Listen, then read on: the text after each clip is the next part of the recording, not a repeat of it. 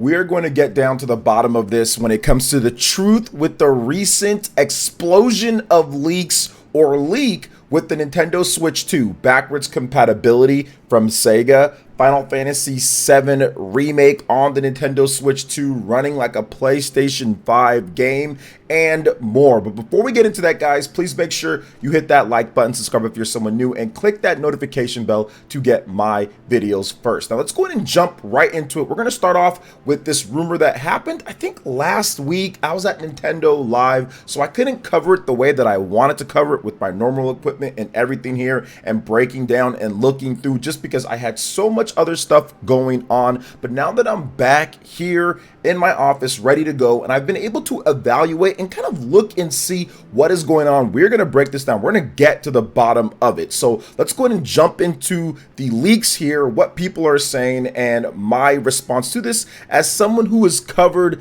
I think this is my third Nintendo system coming out. Yeah, I started with the Wii U. I covered the Switch, obviously. I covered the 3DS. So fourth system or so. So there's all sorts of stuff. But I think I have a good way of putting together what's actually happening with this. So apparently there is a known video game leaker, I'm a Hero 2, who has posted on Reddit to clarify some points which were originally posted on an imposter of the Snitches Discord server. So I'm a Hero 2 has stated that Square Enix has had Nintendo Switch 2 development kits for a while now and are bringing Final Fantasy VII Remake to the upcoming system. Now, he also confirmed that he can verify that the platform is backwards compatible with a few games tested. Now, the console also uses new cartridges, which we did know about because of VGC and Eurogamer, which Eurogamer, you should never go against what Eurogamer has to say on a new Nintendo system. For the most part,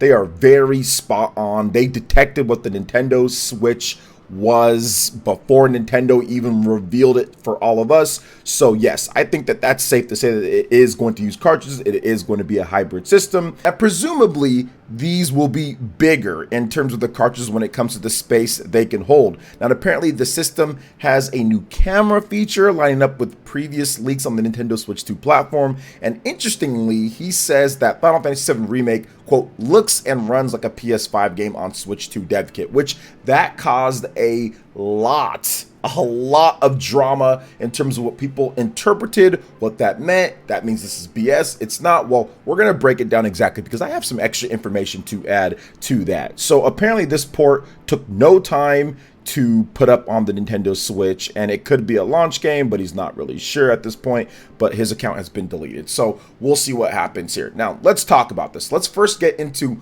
backwards compatibility. I do feel that Nintendo has done backwards compatibility dating all the way back to the original Game Boy and going through. The Game Boy Color, backwards compatible. Game Boy Color to the GBA, backwards compatible. GBA to the DS, backwards compatible. DS to the 3DS, backwards compatible. So it's not an alarm or a shock or like, oh my gosh, when there are some rumors or Nintendo would be doing backwards compatibility for a modular or any system that's considered to be portable in some aspect. They have done backwards compatibility for so long now. Now, I do feel that the break between what they did with the Nintendo Switch and to the 3DS. Obviously, you're not going to be able to do that backwards compatibility because the jump was just too much. You're going with a completely different graphics manufacturer, completely different style. You just wouldn't be able to do it. You got the two screens compared to not. It just doesn't work with something like that. If you look at the Wii U to the Nintendo Switch, once again, completely different when it comes to PowerPC versus the ARM and NVIDIA and just what they were doing. And on top of that, Nintendo did backwards compatibility from the GameCube to the Wii, from the Wii to the Wii U. So it's not like they haven't done backwards compatibility many times before, and I think that gets lost in today's day. A lot of the people that are talking online and that are thinking that it's just going to be this, they pretty much started, or Switch was pretty much what's been around for a long time. So they're used to Nintendo not having backwards compatibility with their system, right? So if you're 20 something years old, I mean, Switch has been out for 6-7+ years. So it's all you're kind of used to, and you don't remember all the systems in the past that Nintendo did, and that is not brought up enough about the backwards compatibility that Nintendo has done before. Now, there's always an opportunity, or there's always a possibility, more like it, that it's not, but something tells me if it's a modular hybrid-based system based on NVIDIA technology that uses cartridges, and Nintendo's still releasing big games like Super Mario Bros. Wonder and still releasing big games like The Legend of Zelda Tears of the Kingdom this late into the life, they're absolutely, I can say for a fact, want to continue selling those on the next system and actually have it as an instant way for people who pick up a Nintendo Switch 2 to buy more games. There are people who are still picking up the Nintendo Switch that will probably buy a Switch, and then the next year or whatever the case is, Switch 2 comes out, or the following year, and they want to be able to have those games or just have games that they can still buy. Nintendo has a large library of games, of evergreen titles that people still buy to this point. So it only makes sense that they still have those on sale for people to buy on the new system. So to me, the Switch business is too viable, it's too important, it's too big to just say, it's done at this point. We're just moving on to this next thing, and now it's going to be completely separate. You also look at NSO and them rolling that over with Nintendo accounts, which they've already confirmed. To me, it's a no-brainer on this one, but there are some technical hurdles and other things that they still have to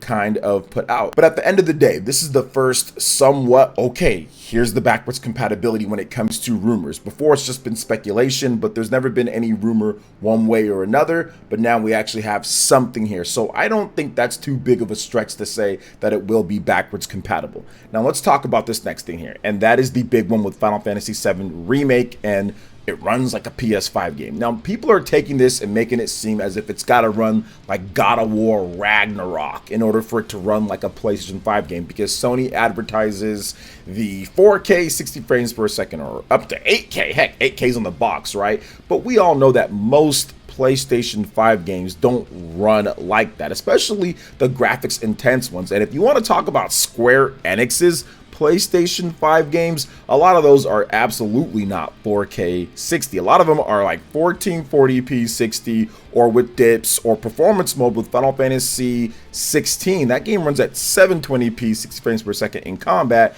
and then like 1440p with swinging frame rates all over the place in performance mode in like the open world. And if you run in the quality mode, it runs at 1440p with upscaled to 4K and 30 frames per second. So if you look at Final Fantasy VII Remake on the PlayStation 5, that runs at 1440p 60 frames per second. So if the Nintendo Switch is a system that has DLSS, and it has more modern technology, and it has other things to essentially make it run more efficiently than what we've seen with previous systems like the PlayStation 4 or the Xbox One, I don't think it's a stretch. Let's just say, hypothetically speaking, I don't think it's a stretch to sit there and say that this game was running at 1080p 60 frames per second on the Nintendo Switch 2, so it looked like it'd be on the PlayStation 5, because that's essentially what you're looking at for a lot of Square Enix's games. Heck, Forspoken, it is a PS5 game, and I think that was running like at 720p too as well. So to sit there and say, oh my gosh, it's impossible, well, you have to look at what Square Enix has done. In addition to that, I'll add this. People are saying, why would they even do this in the first place? Well, because Square Enix has a history of doing this. Back on the Nintendo Switch,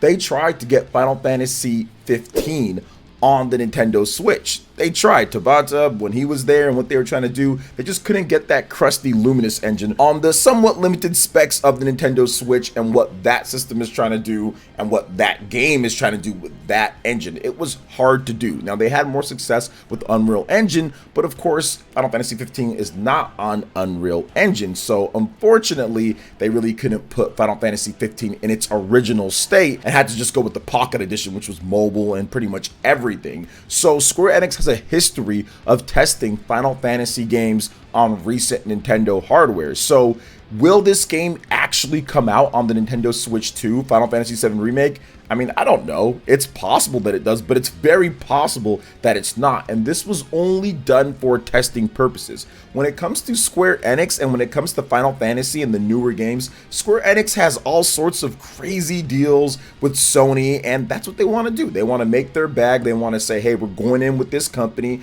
And even if it's detrimental to the growth of the Final Fantasy brand, as many other RPGs and franchises have surpassed it in overall sales, they're not too worried about that. What they're worried about is their game and how they want to make it. So it's very possible, even though this game or Final Fantasy VII Remake could run on the system and it would do well and it would sell well and things would be okay, that doesn't mean it's coming. We still haven't seen FF7 Remake on Xbox, right? So I don't think that it's a foregone conclusion, but did they probably test Final Fantasy VII Remake in order to see if it would run on the Switch 2 and just how things are? Absolutely, I think that, because they did that with Final Fantasy 15 on the Nintendo Switch. So I personally feel that that probably happened. But once again, that doesn't mean the game is going to launch on the system. So those are my thoughts when it comes to Square Enix and the backwards compatibility, which apparently came from SEGA when it comes to what they're talking about according to this leak here. But I just talked about the backwards compatibility overall.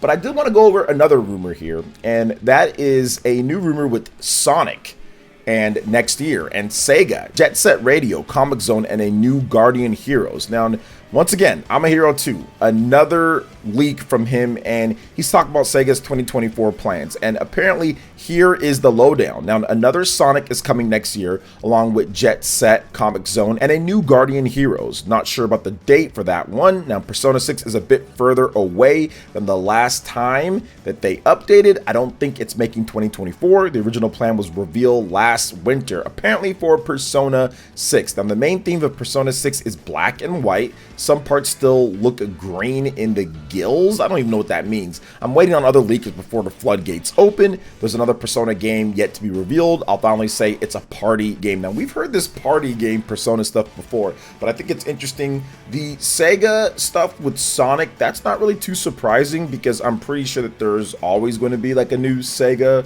Sonic game coming out almost every year. We usually have new Sonic games every single year, so another Sonic isn't surprising. We actually already got Jet Set leaked a bit ago when the Persona 3 Reload remake leaked, so knew about that. Comic Zone is something new. Guardian Heroes is something new. I haven't heard about those, but maybe that's been out there before. But all of this seems very believable. When it comes to Persona 6, I would say, yeah, they're definitely working on something. Persona 5 came out a long time ago at this point, 2016 in Japan, so it's been 7+ years, and Persona games do take a long time. Black and white being the main theme with some green. I mean, I can absolutely see that. Black and white with some green. If you look at the previous Persona games, we have like blue with Persona 3, we have yellow/gold with Persona 4, we have red and black and gold with Persona 5, Persona 5 Royals. So yeah, black and white with some green in terms of Persona 6 makes sense to me. There's also a rumor that it's coming to Xbox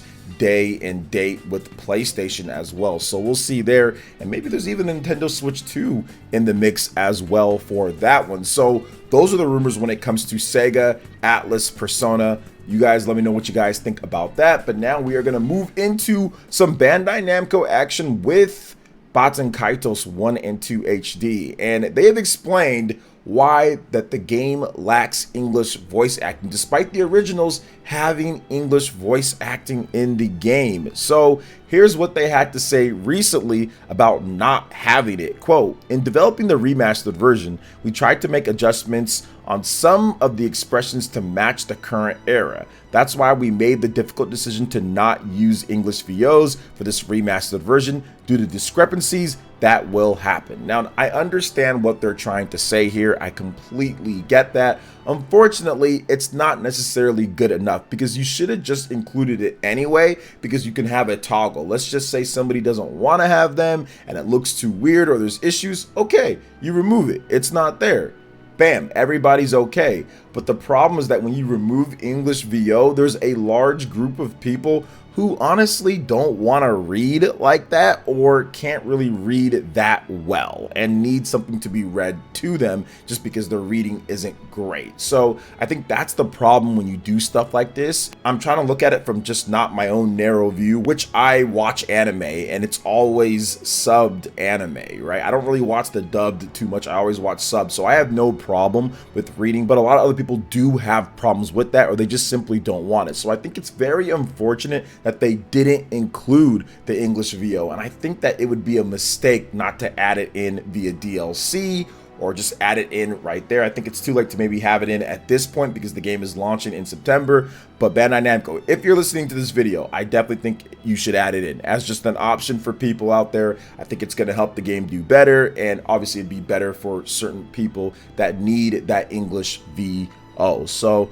it is what it is there. The game does drop on September 14th. There is a physical edition, but that's only through the Japanese version or Asian version of the game. So you have to go through Play Asia, which I already bought my copy, or you can just buy it digitally on the eShop. But speaking of the eShop and more, we're going to talk about Sea of Stars. Sea of Stars has confirmed DLC in development. So the retro-inspired Chrono Trigger style of game is doing incredible. I love the game myself, and I think that this is one of those games that absolutely deserves every bit of success that it's had. Now, they did confirm that they sold over 100,000 copies of the game pretty much on day one, and honestly, a lot of those were probably on the Nintendo Switch because the game is on Xbox Game Pass. The game is also on PSN Plus and all that. So I don't think that many people bought it on Xbox or PlayStation. There's also PC as well. I don't know if it's on like PC Game Pass or whatever, but it's also on PC. I think it did okay there too, although I'm not sure about the peak numbers. I didn't hear about anything like, oh my god, it peaked like at 70,000 people or whatever the case is. So I think that the majority of the people here who bought the game so far absolutely on Switch. So that's awesome to see people going out there supporting this game. I've seen a lot of people play it on Game Pass, seen a lot of people play it on PSN stuff. So this game absolutely deserves a lot of the credit and recognition. It's got an 89 or something pretty close to that when it comes to review ratings. I haven't checked the latest thing. The last time that I checked when I made my video, it was an 89 rating. So that's really good. And it's good to see that more DLC is in development. Now, here's the thing though, guys. We have a small team from Sabotage over there in Canada that are making this DLC, that are putting that together. And then they have the rest of the main team that's actually working on a brand new game. So that's also exciting as well because all of their games have been hits so far. You look at Sabotage, man. I mean, like The Messenger was incredible. Sea of Stars is incredible. So whatever they're doing next, I'm pretty sure it's going to be absolutely incredible. These guys are awesome at what they do. So that's going to wrap it up for this one here, guys. We went over a lot of different news. Let me know what you guys think in the comment section below. Also, make sure you hit that like button, subscribe if you're someone new, click that notification bell, and check out our other Nintendo Switch and RPG news videos right here on screen, in addition to my top 25 Nintendo Switch games of all time. Thank you for watching. We'll catch you for the next one. Peace.